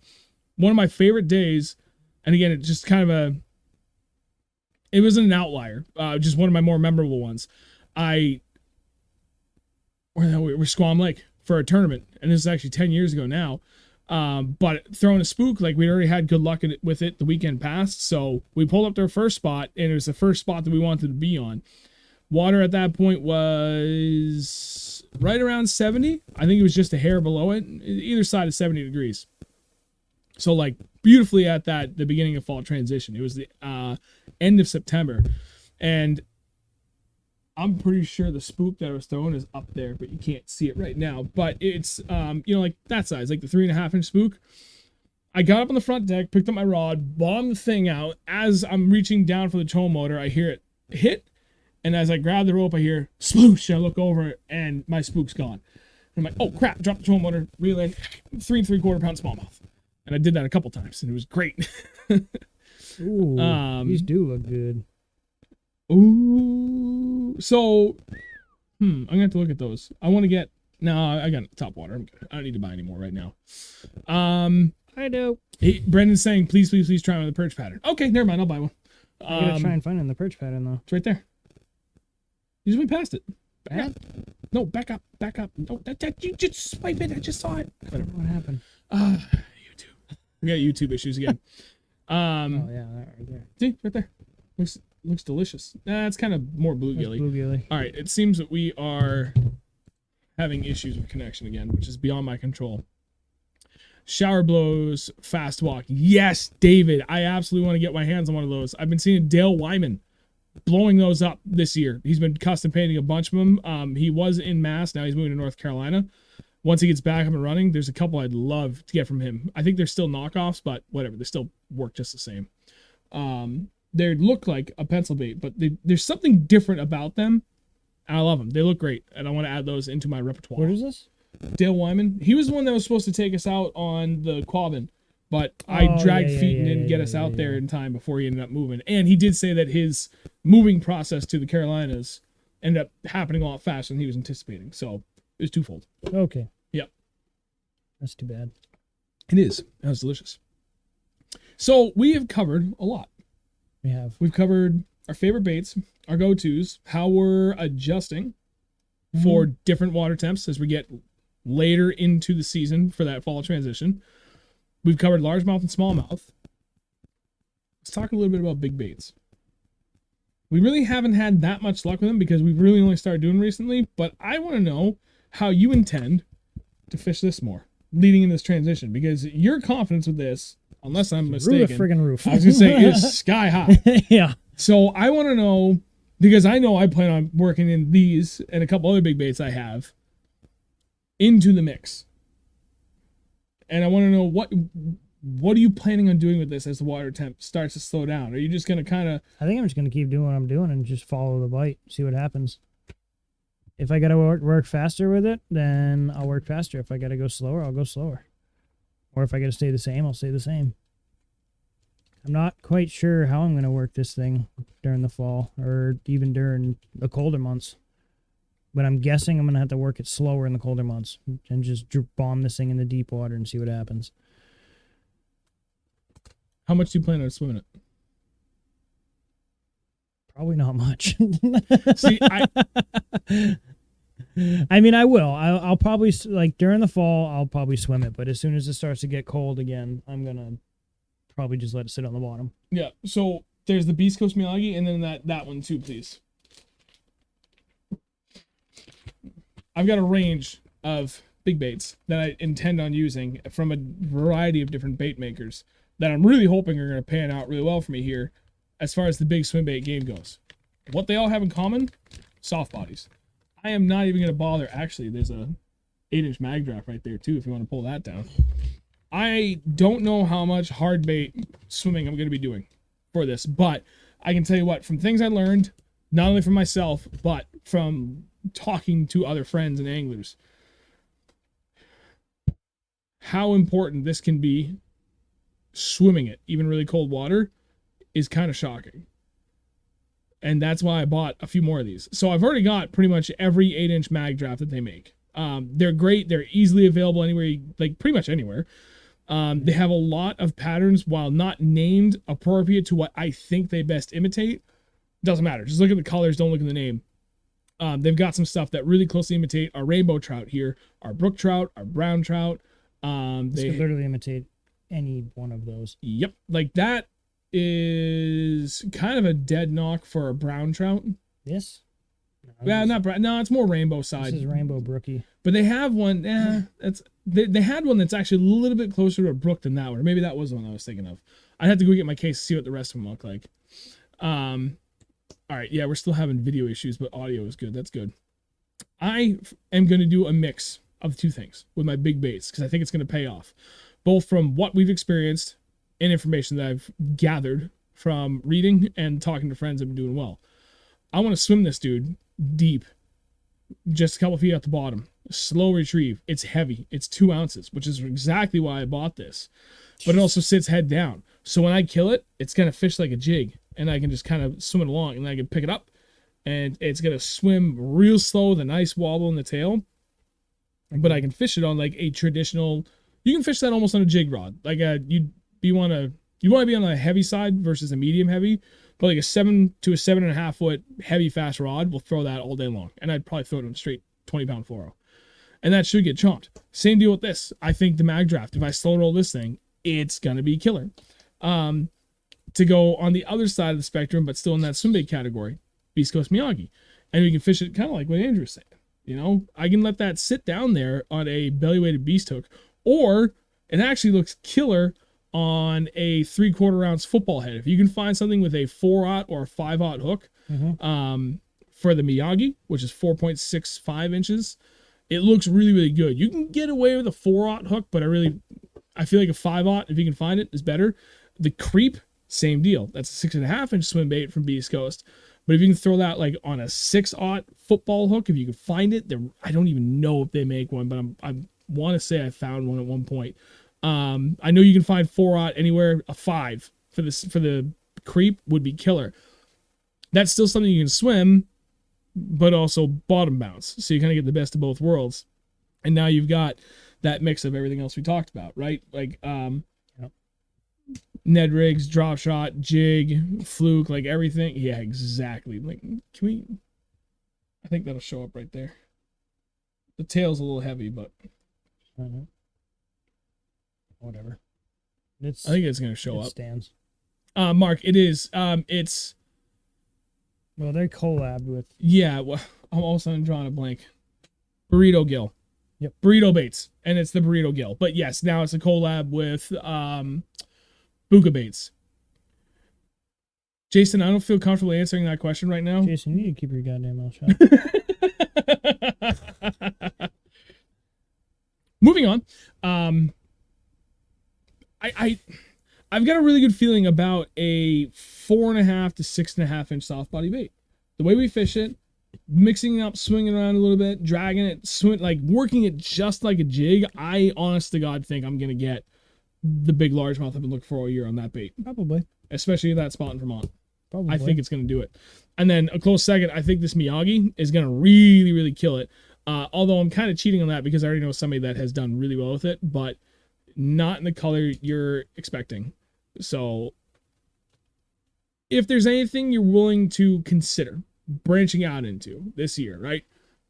I would say a 4 to 6.5 inch swim bait would be your best friend. Do it. Just do it. Yep. Don't be afraid to fish it up super shallow or out wicked deep. Like wicked, like 50 feet. 50, 60 feet. Yep. 50. Yeah. 50s. The rest is up to you, but we gave you a little bit of a teaser. Mm-hmm. We need more questions. I want to hear more questions from everybody else. For those that are still watching, one, again, thank you very much. Greatly appreciate it. Just another friendly reminder. I don't know if you can see it down there in the corner below Andrew, but it's that side, sorry. I put up a little thing to kind of show where we're at for donations that have come in. We're at $450 out of the $1,000 goal. We're hopeful that we can get there. So if you guys are feeling generous, you can either donate straight through YouTube or down in the video description below. There's a link to both my Venmo and PayPal. Whatever's easier. Doesn't matter to me. Anyone's feeling generous, greatly appreciate it. We are marching ever closer to the goal. The last two streams were absolutely killer for the number of donations we got. And that $1,000 just gets the body of the camera. We're going to get a Nikon. What was I looking at? What was it? I remember you telling me. Well, originally I was looking at a Sony, but I decided in the end, no, I take it back. I think I still want the Sony A6400. That's what I was looking at, because it has the flip up screen that comes up in the back. So when we're pointing at us, I can actually see and verifying that it's looking at us. Huh? Nikon has that too. Okay. Well, we'll see. Either one. But I know that the Sony does everything I need to do. It runs nonstop. There's no limit on it for Oh yeah, how 'cause long the you run in Nikon video. had a limit. It was like 30 minutes or something. Yeah, but only on the 3300, maybe the 3400. I think it was the 3500 up. They removed that. It was like a software thing. It was hard locked. I got to get but then everything else after that, I'll cover it myself. I got to get an aluminum cage for it so that it'll help be a heat sink. I can throw a fan against it. It'll keep it cool. I had to get a battery eliminator cable, a bunch of stuff, and then a mic for it too, so we could take it out in the boat, do some B-roll. Be great. Yeah. Ooh, Chest cams coming in, huh? Mark, thank you very much. Travis, where's chest cam coming in? We actually fished it a little bit this spring. Yeah, I have one. They're cumbersome. It's freaking in the way. It is. I don't understand why people like that so much. Like I get it. I appreciate that added perspective. The view's cool, but if it's inhibiting me catching fish, I'm not gonna wear it. Right. And I've hit that thing so many times coming across, almost knocked it off my chest. It's just in the way. I don't doubt there are people that can fish those to a point where it's not a cumbersome thing for them, but like he just said, Andrew just said it perfect. If it's going to in any way, at any time, inhibit my ability to fish in any way, shape, or form, nope, not happening. And it has happened once or twice. Go to set the hook, and I'm more concerned about slapping the GoPro than I am actually trying to catch the damn fish. That's the whole reason I'm out there. So I would rather go with the 5 GoPros I have on my boat versus adding a chest cam. It was nice when we had it. I tried it. It just doesn't work for me. And I haven't figured out a good, comfortable way to have one running on my hat, which would be a potential. They have the actual GoPro, like it's like a hat that has a legit mount, like molded into it. It just look. Now, you ever fished Mount Williams Pond? No, never even heard about it. William said, "Does anyone know anything about fishing Mary Meeting Lake?" I can tell you right now, it's the same as like all these other bigger ponds in the lakes region. It's tough. It is a giant bowl, and you will have a very, very, very hard time getting fish out there. Right now, give it another week or two, and they're going to start moving towards the banks and all the points out there. But it's not like Squam, right? Squam's huge, but dude, there's how many humps out there just in like the first half of the lake? Where? At Squam. Oh, Jesus, dude. Like, the amount of structure out there is endless. In Marybean, there's like 3 spots. For a 4,400 acre lake, whatever it is, there's like next to nothing you can actually target. So they just kind of roam, and it makes it hard to find them. Like, that is a lake that's active target worthy, forward facing sonar worthy. Because there's nothing for them to hold on. It's not easy to pick them up unless you get a good way of finding the bait out there. Man, good luck. There's nothing else they relate to. So I certainly would recommend it. I mean, at this point, I am pretty damn confident in what I do, but even I would not go out to Mary Meeting right now, because that place, I've already got my teeth kicked in there one too many times this time of the year, because it really is a good sonar lake right now. Water temp is only about 2 weeks away from coming down to the perfect point where it becomes a lot easier, though. No fish, no content. We are the content. We don't need no stinking fish. Just kidding. We need the fish. No, we need the fish. Fish gods, please don't. We'd be doing this. We need there you. was no fish. Thomas, I fished a kayak tourney there just after spawning. It was super tough. Yeah, dude, like I said, there's nothing for them to hold on to. Once they move out off those banks and those points, that's it. It's just literally roaming on nothing but open water. Understands. Right. You gotta find where the bait are in 4,400 acres of water. I know. Whatever it is, 4,200 acres, something like that. Beautiful lake, though. I love going up there. I actually have my uncle owns a house on it. We were just up there a couple weeks ago. So I wouldn't recommend it. I don't know. So I feel pretty confident. I've covered everything I wanted to cover for this fall transition. I know we haven't done as quite a deep a dive as maybe some of you were hoping for, but we're still in the beginning of it. So it's just kind of priming you, right? Like, start thinking about it now. We've already saw it this past weekend. We're going to go out tomorrow night. I guarantee we're going to see more of it. I'm playing with the wobbly donger. Wobbly donger. The big wobbly donger. Sausage. Wobbly sausage. Still one of my favorite videos. We're already starting to see that transition happening. So the timing of this is appropriate because it is happening. We've already had, week and a half of cooler nights, 60s into the 50s. Oh, yeah. And it forecast is looking like it's going to be that from here on out. We'll probably get one of those random, like 3 or 4 day stretches of super hot weather again. And then it's going to be right into the 60s and 50s. And I cannot wait. I can't wait for 40-degree water, honestly. I know it's crazy how far we've come in the last few years, but now like 40 to 45-degree water has me most excited. It's like, we're going to catch big fish again. Really deep. What would be your parting thought for preparing people for either and or prepping them for their mindset as we're going in this transition, and what baits they should, like your top 2 baits? Like if you don't have this tied on, you're seriously messing up. Like into the fall. Yep. Like if you're going out fishing in the fall in New Hampshire or up north, you better have a jerkbait tied on and you better have a jig tied on. It's that easy. And you can work them a little faster, but as soon as the water starts to get a little colder, that you need to wear a sweatshirt weather, you better be freaking slowing down. Yep. Be prepared. That's about it. Those fish are going to move up fast and they're going to move back down fast.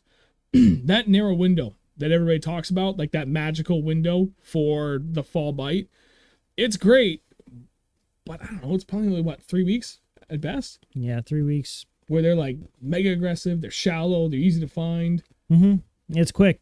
Because the winter comes quick. Like it's Right. fall one day and then it's snow the next. So it comes quick and they move fast. But you can quadruple that window if you follow them all the way up and then all the way back out. They get fairly predictable. The more you really look into this, it's no different than spring fishing, right? Depending on the water temp, dictates really dictates what they're going to be at for depths. Right now, they're kind of hovering between that deep water and shallow water, like bottoms of the banks. I've been noticing have been really, really key, or just slightly up on the bank for that deeper submerged structure. So they're going to move up and they're going to move back out and they're going to keep moving back out into those wintering holes. And if you've already located your prime, like high probability, like high producing, great producing areas, those fish, excuse me, are not going to move that far as the water gets really, really cold. It gets a little different when you're fishing smaller kettle ponds that are basically just a giant bowl of like 8 feet across. Then literally anywhere could be their wintering hole. But in these bigger bodies of water where there's like legitimately deeper pockets, especially adjacent to like steep banks and stuff, gets a little bit easier to hunt in on them. It just requires the right gear, the right mindset, and a patient hand. Yeah, if you're going out like, and there's snow on the ground, but there's no ice on the lake, and it's freezing cold, January, you better be ready to cast out, and that be a 10-minute cast. Yep. 5-10 minute cast. It's gonna happen, and you are gonna be fishing in 40 to 50, possibly 60 feet of water. Absolutely. For big, and they're gonna be big. Yep. But for now, work those transitions, man. Those submerged points, getting close to the bank, around vegetation, as it's at its peak right about now, pretty much is. And it's probably starting to get on the decline, depending upon, how far north you are, elevation, the whole 9 yards. There's a lot more that plays into it. I cannot clear my throat to save my life. Sorry. Be open-minded, be prepared to fish on either side of it, up super shallow, out deeper, still in that deeper structure. They're going to be everywhere for the next week or two. We're in that transition. We're the very, very beginning of it. So be prepared to throw a ton of stuff and lock it down.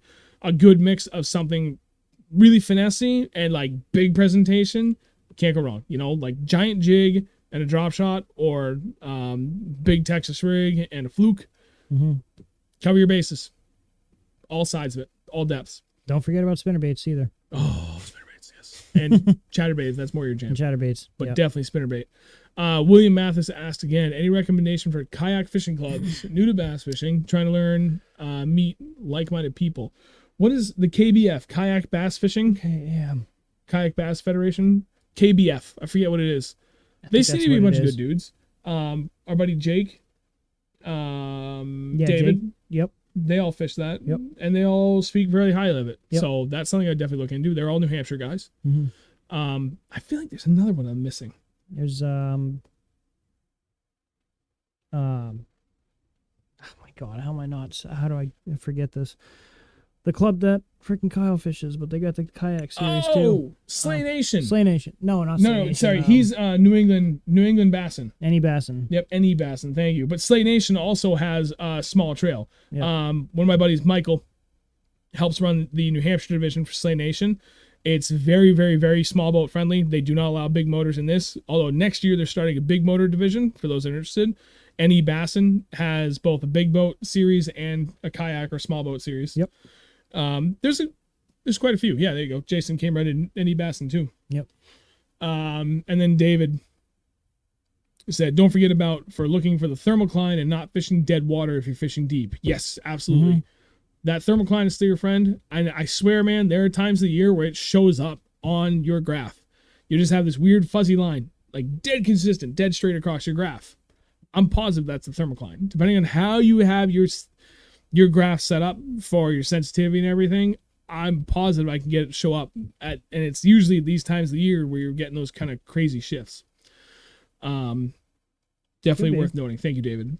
Could be. I believe it. I've heard other guys say the same thing, that they're positive that at certain times of the year they're marking it on their graph and it shows up.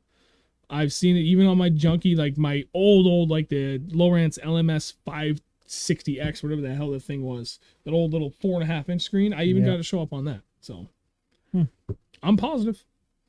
Yeah, man, I got nothing else. This is kind of a shorter stream, but that's the way I want it to be. Got football to watch. I'm kidding. We actually got more shit to do. You're gonna want to watch it if I get to it, but we got video editing stuff to do. His PC's up and running. Yeah. Plus side, we got the video editing software squared away. Didn't have to pay a dime for it because we were able to use my code I already own across 2 different PCs. So that was nice. Be able to figure that out. Shout out to my buddy Chris for helping us figure that out. We're good to go. We never touched upon the schedule change. That's also important. Oh yeah, that's After kind of you. a big thing. Go ahead. Not next week, week after. 2 weeks. In 2 weeks, not this next coming week, but the week after, we will be starting the stream on Wednesdays because you guys like football. Well, so it's funny because I asked on Twitter, Facebook, Instagram, and actually on the YouTube channel on the community tab, and the overwhelming response was move it to Wednesdays. But like it was almost a dead even 50-50 split. Yeah. Where about half said move it because of football, and the other half just said it just happens to be a better day for me. Literally no one, not a single person that said, no, don't move it from Thursdays because that's the best day for me. So this just seems like a win. Yeah. Like, period. It just works for everybody. And it's not on my late day at work either. That's the other I get out at 7 and I got to be here for 7:45. It's like, fuck, I got to eat. I got to go freaking crank something out.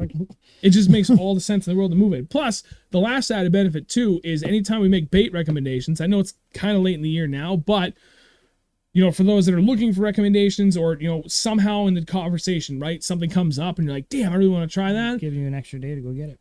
Bingo. You could order it tonight, and even if you only do 2-day shipping, if you're regional, Tackle Supply Depot has been phenomenal about getting baits or orders out that same day.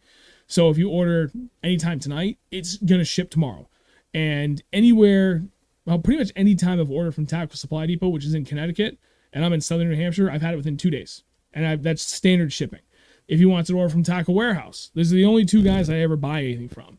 You can pay for the expedited shipping. You can get it one day, and you have it for Friday in case you're a Saturday angler. Or if you're only going on Sundays like myself, pay for the 2-day shipping, and you'll still have it in time for Saturday. And they've been back to normal too, so they're shipping out same day you place it, and it's getting here on time. So that's Get it. hit it. Ow. Ow. They can't even see it. It's underneath the thing. Damn it. Oh, great. So like it literally, there is zero downside to moving it to Wednesday. So that's the plan. It'll work for everybody. It'll be nice to put it right in the middle of the week too. So fresher to what we just did over the past weekend, gives you guys, everybody, a couple of days to kind of figure out what they want to do, especially if you're a Friday afternoon angler after work.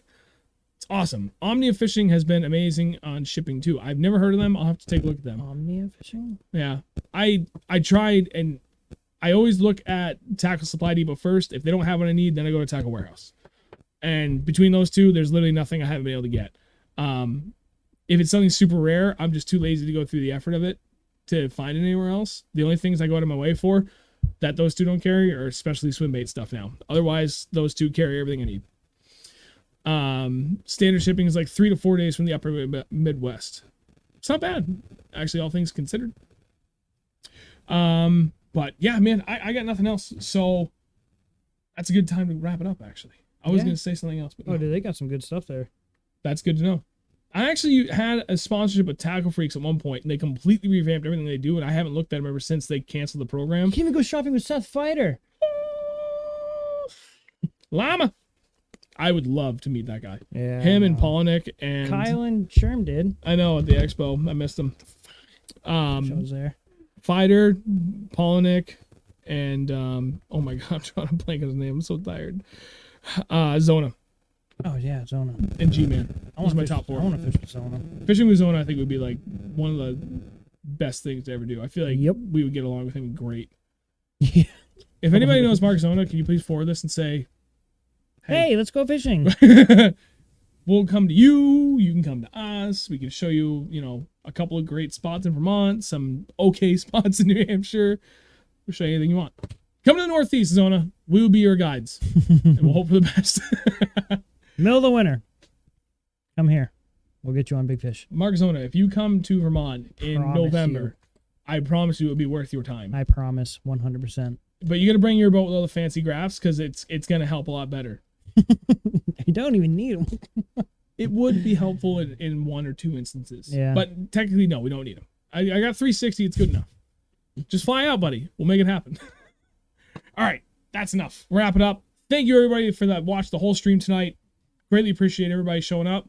Again, so next week, we're talking jig fishing if all goes to plan. We got Mike Zamp from Instagram that's going to come on. He's a New Jersey angler. He is currently up on the St. Lawrence River fishing the last Bass Nation Northern Open up there in Thousand Islands and Clayton, New Sharon's York. up there too. Bunch of people up there. Sean. Sharon. Sharon. Sorry, I thought you said Sean. I know Sean Goki. He's up there. Sharon's up there. I mean, Oliver Nye. Like all the freaking big names are up there right now. Mike Mueller, who's a local guy. Bunch of guys are up there. So next week, jigs. If you ever want to learn anything about that, I'm going to make sure I post about that early. If all goes to plan. You guys should definitely tune in for that one. It's going to be good. It's going to be a good one. We're going to be able to show a lot of stuff off. I would like to move the stream to next Wednesday if I could, but I am traveling to Chicago for work. I leave 6 a.m. Sunday this weekend and I'll come back.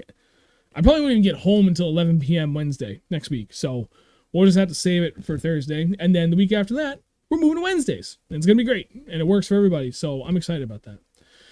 So thank you, Brendan, Tom, Chris, Jason, Dave, everybody else that I didn't get to see up there in the chat. Thank you very much. Andrew, sign it off. I'll go kill it. This is going to be the last time I get to say this. Same time, same place. Oh, yeah. It's not going to be the same time, same place. Well, it will Well, be. we It will be next week. But Time doesn't change. we'll- Just the date. we will see you guys next week.